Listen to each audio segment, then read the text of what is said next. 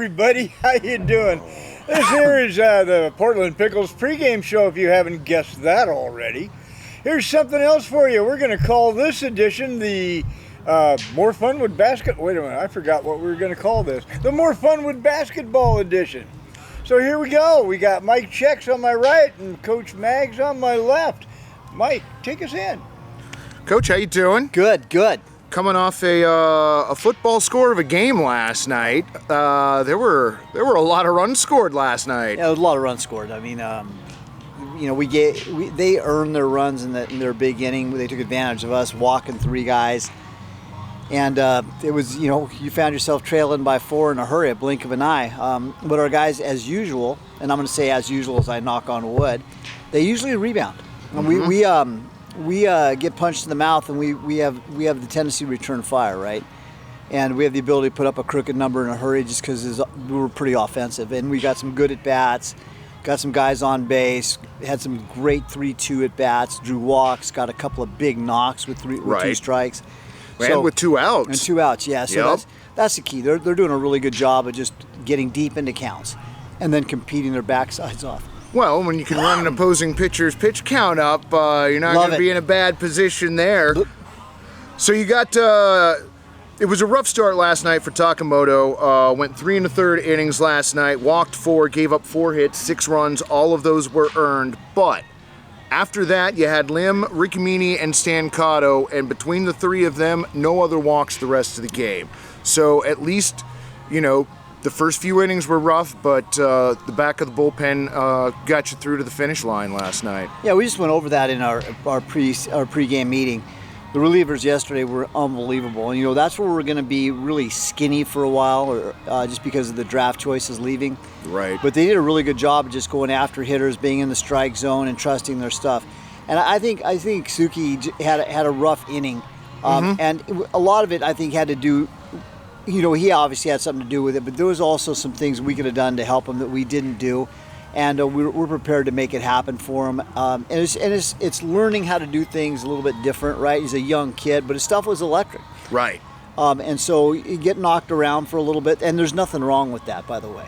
I think for you to be great at anything, you've got to be kicked in the ass at least once.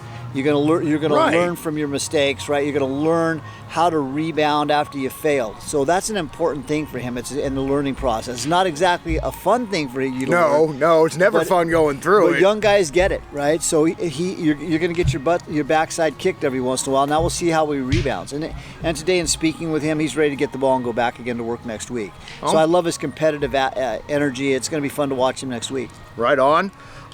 Jackson Jaha starting at third base again tonight. Last night went 3 for 5, 3 runs, 3 RBIs, had a walk, a single, and a pair of doubles. He's been producing for you right there in the middle part of the lineup. Well, there's a reason he was drafted. There's a reason why he's at the University of Oregon. There's a reason. He's a really good player. He's talented, right? So when we had the opportunity to pick him up, I didn't blink very long. I mean, I made a decision really quick. And I knew some guys were going to have to take a back seat to him for him to be able to produce for us, because he's going to have to play to get hot. Right. So, yeah, he's a really good player. He's fitting into the clubhouse nicely, which is always an important thing when you come in mid-season or in the middle of a swim. And he's just fitting in. He's starting to become friends with a lot of guys. The clubhouse is starting to become involved in it. So that's good for our culture. Right on. Got a couple new pitchers? Yes? No? Yeah, Still waiting? We got a couple new ones. One tonight that he's not hot tonight. Is going to be Josh Souza from Pepperdine University. 6'3" left-hander. He's going to run the ball up between 89 and 93. Fastball, slider, changeup. He's been throwing to live hitters.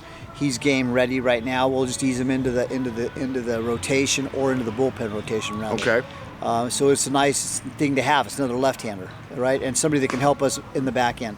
And maybe even in the front end, to be honest with you. I mean, one of the things that happened last night, and again, I'm going to wear this because it's my job ultimately, but we had 2 incoming freshmen on the mound, and we had an incoming freshman behind the plate. So you're talking about guys where they're just learning the speed of the game.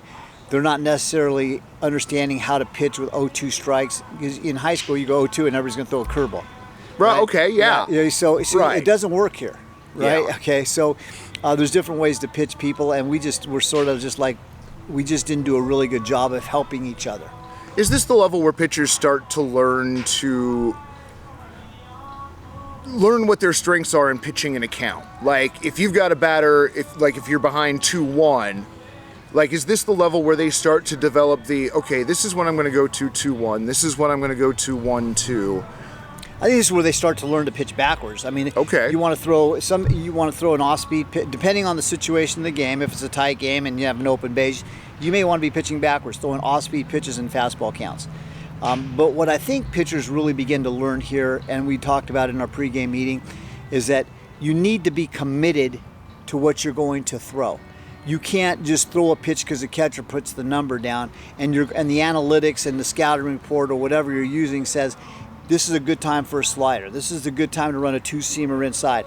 If the pitcher's not confident in that pitch selection, he needs to scratch it.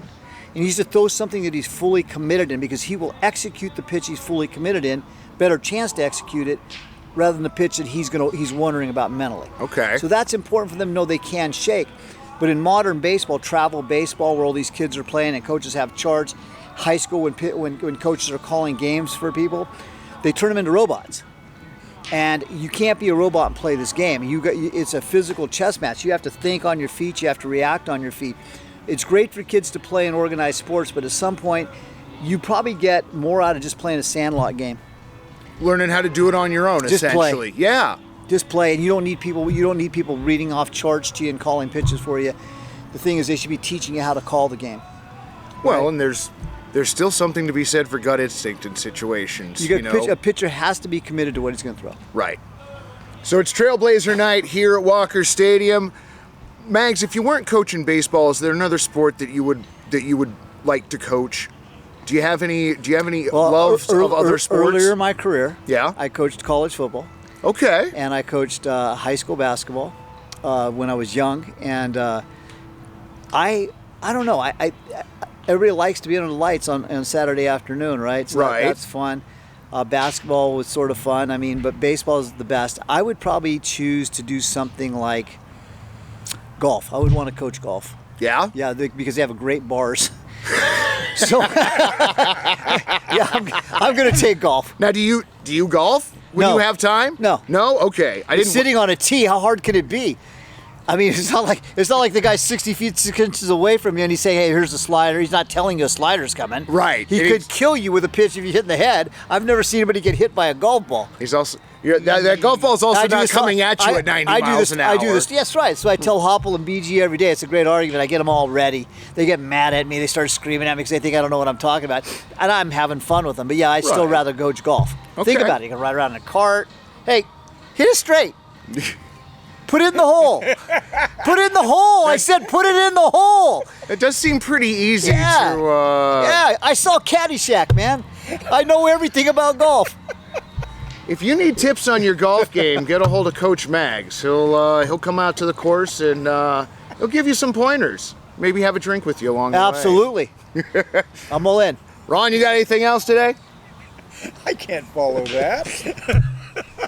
Only one thing I can say. All right, friends. Here we go. Go Pickles!